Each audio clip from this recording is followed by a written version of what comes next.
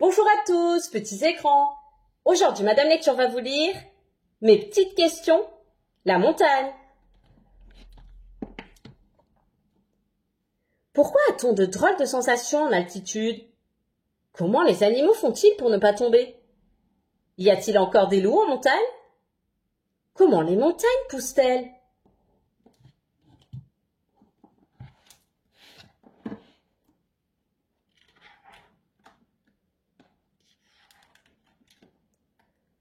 Comment les montagnes poussent-elles? Les montagnes ne sont pas des amoncellements de roches. Ce sont des sortes de plis. Elles ne poussent pas comme des plantes. En réalité, elles sont poussées vers le haut par les mouvements de la Terre. Les continents et les océans reposent sur des sortes de plaques qui glissent très lentement à la surface de la Terre. Lorsque deux plaques se touchent, elles tremblent et se déforment. Apparaissent alors d'immenses plis, comme lorsque l'on pousse un tapis. Ainsi naissent les montagnes.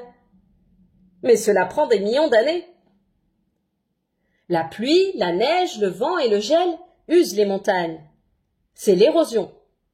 Les montagnes perdent de la hauteur au fil des années. Elles peuvent même disparaître, comme les montagnes qui, il y a très longtemps, dominaient la Bretagne.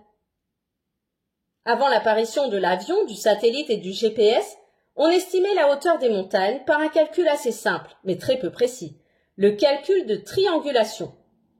Il permet de déterminer la hauteur d'un sommet à partir des angles sur les côtés. Toutes les maisons sont-elles en bois? Pendant des siècles, les montagnards ont construit leurs maisons avec les matériaux qu'ils trouvaient sur place. La pierre des rochers, la paille des champs, le bois des forêts.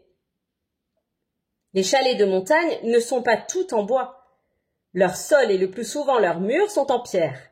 L'extérieur est parfois recouvert de bois, car il isole très bien du froid.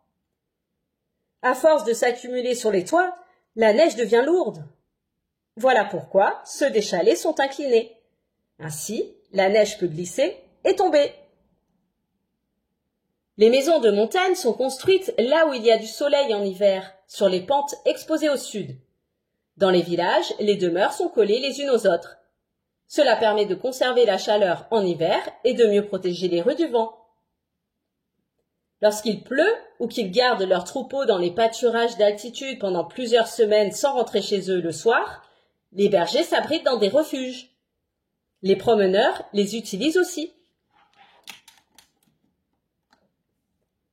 Pourquoi neige-t-il sur les montagnes?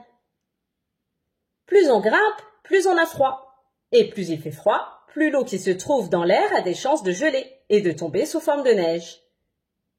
C'est parce que l'on s'éloigne du sol en montant en altitude que l'on a froid en montagne. Le sol dégage en réalité beaucoup de chaleur.